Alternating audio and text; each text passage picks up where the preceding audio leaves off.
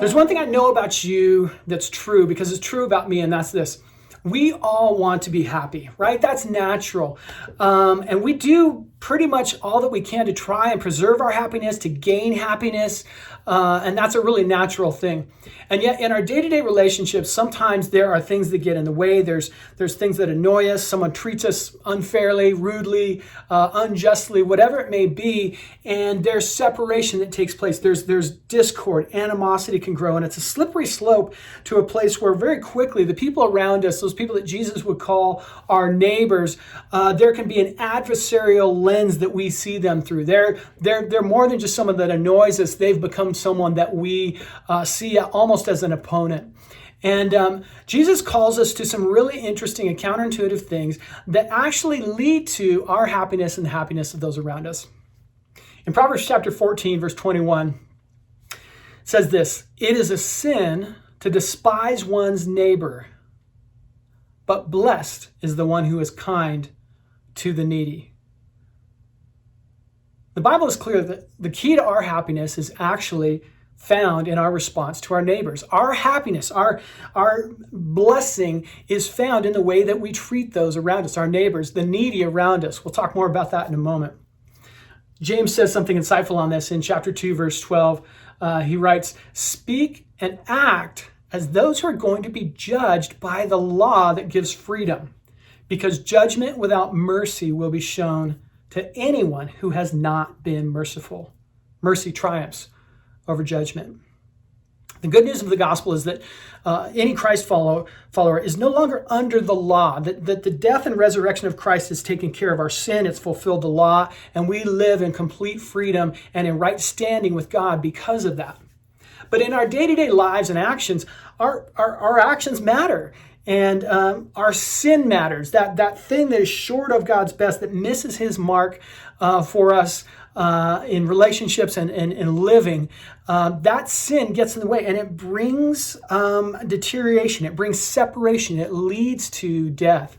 And James says something really interesting here. He's not calling us to live under the law, but he says, act as those who are going to be judged by the law. In other words, the law matters, and it calls us to God's best. Even though we're not bound by it for our salvation, it leads to life and flourishing when we live according to God's best. And so he says, act like those who are going to be judged by the law. Why? Anything short of it leads to hurt and pain and discord and separation. Trading my sin for God's best leads to life and flourishing in me and those around us. Ironically, when I despise my neighbor, it never leads to my happiness.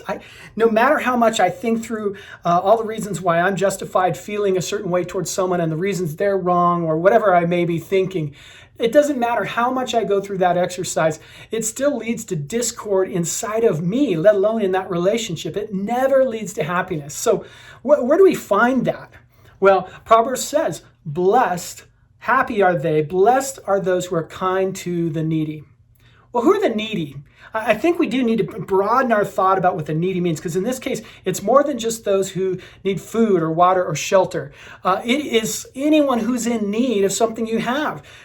Do they need patience? Do they need kindness or mercy? Forgiveness? Sometimes people need things from us that they don't deserve, just like we need things from Christ that we don't deserve. And there's something about extending that offering grace and mercy and kindness that changes the situation.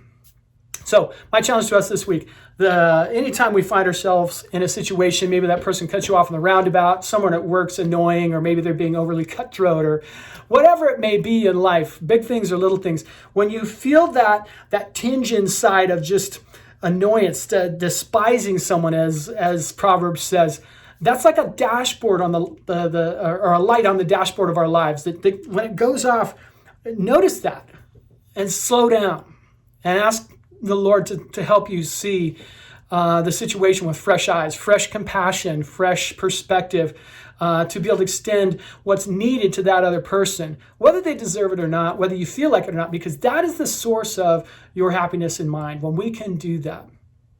The reality is when we trade dislike for kindness, it's a force multiplier in all of our relationships, and that leads to life and flourishing, and it leads all of us closer to Jesus. I hope that's encouraging to you this week. God bless you, and we'll see you soon.